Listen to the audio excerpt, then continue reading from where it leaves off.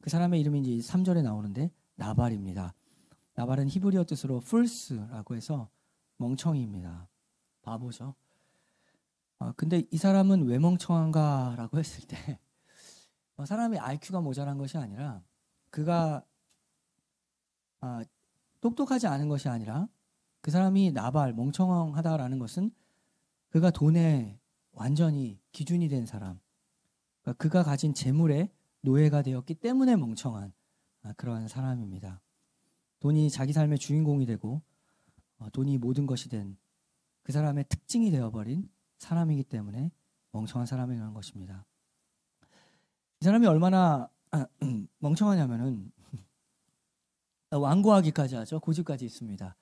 그럼 자기만 망하면 되는데 나중에 이제 이 사건을 통해서 드러나게 되는 것은 다윗의 분노를 사게 되고 다윗에게 함부로 이게 모멸하는 말을 하게 되어서 자기도 그 멍청함으로 인하여서 자기도 멸망할 위기에 죽을 위기에 처하게 되고 자기가 속한 사회에 있는 남자 모두가 다 죽을 위기에 속하게 만든 사람입니다.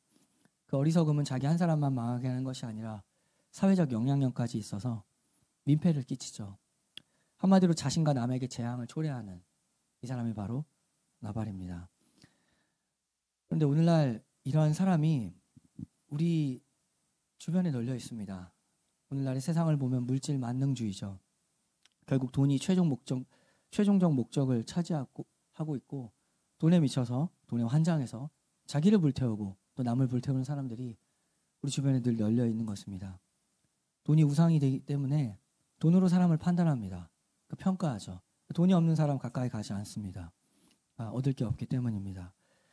돈으로 사람을 판단하고 그 사람이 가진 어떤 외적인 능력으로 사람을 판단하죠. 우리가 그 주변에 살고 있고 그 환경 속에 우리가 있기 때문에 때로는 그 평가, 판단으로 인해서 마음이 상하기도 하고 또 나를 이렇게 봤어? 라고 하는 분노, 화가 나기도 하는 것. 다윗이 동일하게 지금 그러한 판단을 받은 겁니다. 너는 뭔데? 오늘날 보니까 넌 도망치는 종들이 많대. 그 중에 한 명 아니냐. 이렇게 나를 함부로 하나님의 자녀, 왕이 될 다윗을 함부로 판단하는 것이죠. 우리가 이러한 현실을 살아가고 있습니다. 잠언에서 보면은 잠언 19장 4절에서 재물은 많은 친구를 더하게 하나 가난한즉 친구가 끊어지느니라. 이것이 진리라는 말이 아니라 잠언은 현실을 정확하게 진단하는 데 특징이 있죠. 이것이 진리라는 말이 아닙니다. 잠언 기자가 지혜를 인생을 살아보니까 확실히 재물이 많으면 친구가 많고 재물이 없으면 친구가 없다.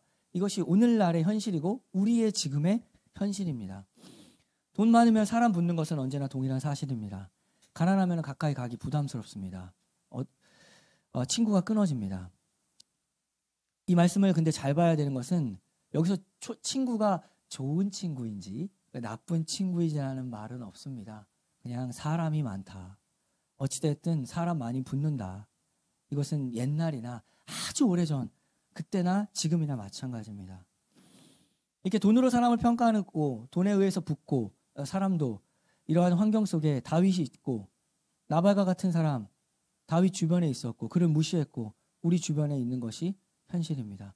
그럼 이제 문제는 무엇이냐면 그러면 그리스도인은 이러한 현실 가운데 우리가 있는데 어떻게 살아야 하는가? 이것이 오늘 우리가 생각해 볼 문제입니다. 먼저 사건의 발단을 초래한 사람은 나발입니다. 그런데 나발이 이렇게 자기를 무시했다고 해서 나발에 속한 나발도 죽이고 나발에 속한 사람 다 죽이는 다윗은 또 어떠한가? 라는 것이죠. 다윗 역시 제정신인가? 환경이 그렇게 분노할 만한 환경이 주어졌다라고 해서 분노하는 것 이것이 과연 합당한가? 다윗 안에 이미 분노가 있었습니다. 그가 활활 타오를 분노가 그 안에 있었고 환경이 주어지니까 그 분노가 확 튀어나와 버린 것이죠. 사울에게 쫓겨다니는 이 도망자 인생 그런데 쟤까지 나를 무시해? 라는 이런 환경 속에서 너무 지나친 분노를 하는 것이죠.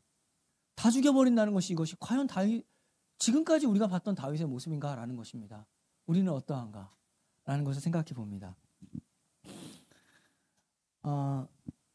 이 세상을 보면 지금 감기가 유행인데 감기도 마찬가지고 지난 코로나 때도 마찬가지였습니다. 누가 걸리냐? 온 세상이 다 코로나 바이러스였고 온 세상이 다 지금 감기 바이러스입니다. 누가 걸리냐면 환경의 문제를 떠나서 면역력 약한 사람이 걸렸던 것이죠. 환경이 딱 주어지니까 그 사람의 안에 있는 것이 그 부족한 그 면역력 약한 것이 같이 걸려버린 것입니다. 환경이 주어지니까 죄로 인해 넘어지는 것이죠. 우리 안에 무엇이 있는가? 우리는 왜 이렇게 화가 나는가? 이미 주어진 환경보다는 다윗 안에 무엇이 있는지를 살펴보고 그리고 우리 안에 무엇이 있는가를 살펴봐야 합니다. 나발 사건에 아주 특이한 점이 있습니다. 우리가 나발 사건을 평생에 잘 기억해야 됩니다. 나발 사건의 특이점은 무엇이냐면 바로 24장 다음에 나온다는 것에 특이점이 있습니다. 24장에서 어떤 일이 있었죠? 다윗의 그 큰 배포를 볼 수 있었죠. 죽일 수 있었습니다. 엔게디 광야 그 굴에서 사울이 왔어요. 다 모든 사람이 이거 기회다라고 했죠. 그런데 죽이지 않았습니다. 얼마나 큰 배포입니까? 그러한 어떤 딱 주어진 상황 속에서 다윗은 하나님을 생각했죠. 나 이렇게 큰 은혜 받았는데 내가 이렇게 큰 은혜 받은 사람인데 어떻게 내 손으로 저 사울을 죽일 수 있는가? 하나님을 믿음으로 승리한 그 이유라는 데에 나발 사건의 특이점이 있습니다. 우리에게도 이런 일이 있죠. 대표적으로 이제 청소년 시기 때 하나님을 만난 사람들, 그리고 대학부 때, 청년부 때 하나님을 만난 사람들, 수련회 때 많이 만나게 되는데 수련회 때 큰 은혜를 받은 겁니다. 그리고 결심했습니다. 이제는 더 이상 no turning back. 이제 뒤로 돌아가지 않아. 내 인생은 이제 오직 하나님께만 모든 것을 맡기고 살아가겠다. 큰 은혜 받고 큰 회개하고 하나님의 자녀로 이제 살아가겠다 결심했습니다. 내가 가진 모든 것을 다 버리고 하나님을 따라가겠다라고 결심했죠. 근데 딱 집에 왔는데 엄마가 승질내는 겁니다. 거기서 같이 승질나는 나를 보게 되는 것이죠. 그러니까 지금 나발 사건의 특이점은 뭐냐면 큰 은혜, 큰 경험, 하나님과 큰 역사를 경험하고 나서 나발이라는 사람이 열받게 하니까 바로 승질나는, 딱 성질 긁어대니까 사람 나타나니까 언제 은혜 받았다는 듯이 완전히 자기 성질 그대로 돌아와 버렸다는 것의 특이점이 바로 나발 사건입니다. 그거 어떻게 용서합니까? 사울을 하나님 믿음으로 용서했죠. 그러니까 우리는 어떤 사명이라는 것이 주어지고 어떤 봉사, 어떤 막 무슨 선교 여행 다 떠나고 오고 큰 은혜 받고 왔는데 바로 집에서 그리고 바로 부모님 그리고 가족들 열받게 했을 때 그 순간들에 대한 이야기라는 것이죠. 우리가 이럴 때 어떻게 해야 됩니까? 이러한 나를, 이러한 성질이 있는 나를 하나님이 또한 지켜주신다는 사실을 우리가 믿어야 됩니다.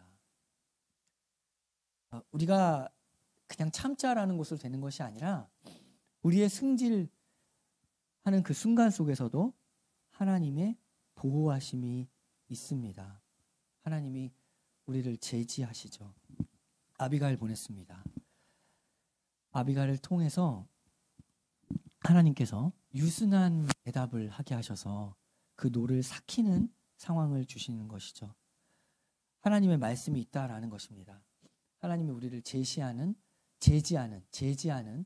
그러한 말씀을 우리에게 주시고 그것을 떠오르게 하십니다. 주님께 큰 은혜를 받은 자로서 이 선을 넘어가면 안 된다. 하나님의 인도하심이 있습니다.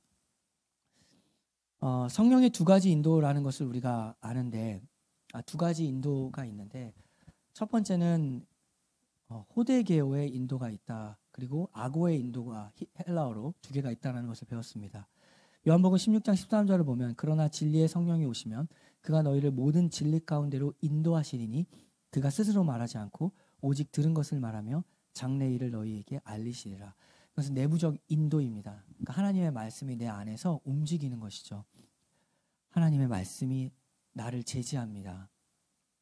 그런데 그것을 넘어서는 순간에 실수들이 있다는 것이죠. 몰라서 화내는 게 아니라 이게 나와버리는 분노의 상황들.